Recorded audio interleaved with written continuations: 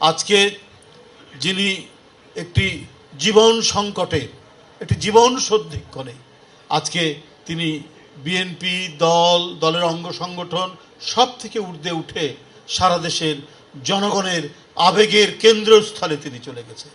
হাহাকার করছে। রিকশায় উঠি, রিকশাওয়ালা বলে ভাই ম্যাডাম কেমন আছে। সিএনজিতে উঠি, সিএনজিওয়ালা বলে ম্যাডাম কেমন আছে। বাসে উঠি, যারা চেনে তারা বলে ভাই ম্যাডাম কেমন আছে।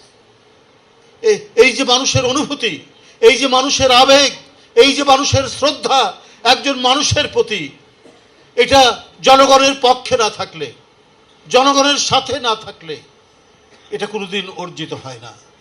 সবাই আমরা যারা আছি আমাদের অহংকার তো একটাই, দেশনেত্রী বেগম খালেদা জিয়া যে নেত্রী কথা দিয়ে কথা রাখে, যে নেত্রী ওয়াদা বরখেলাপ করে না, যে নেত্রী জনগণের প্রতিটি অঙ্গীকারের সাথে নিজেকে অত্যন্ত দৃঢ় এবং দীপ্তভাবে অটুট বন্ধনের মধ্যে নিজেকে যিনি জড়িয়ে রাখেন, সেই নেত্রীর আমরা তো কর্মী, সেই নেত্রীর আদর্শের সন্তান আমরা। সেই আবেগ, সেই অহংকার নিয়েই তো আমরা চলি। আমাদের নেত্রী, দেশনেত্রী বেগম খালেদা জিয়া এখন সারা জাতির জনগণ মনে করে এই জাতির এক কিংবদন্তি তুল্য নেত্রী বেগম খালেদা জিয়া।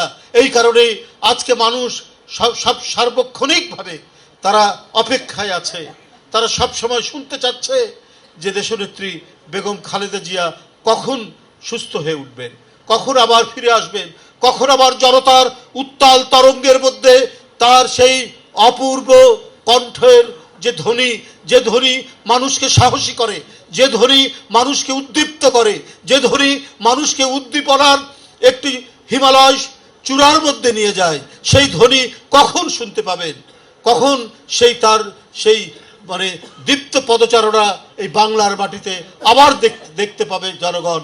এই কারণেই আজ জনগণের মধ্যে এত আকাঙ্ক্ষা, এত আকুলতা আমরা আজকে দেখতে পাচ্ছি।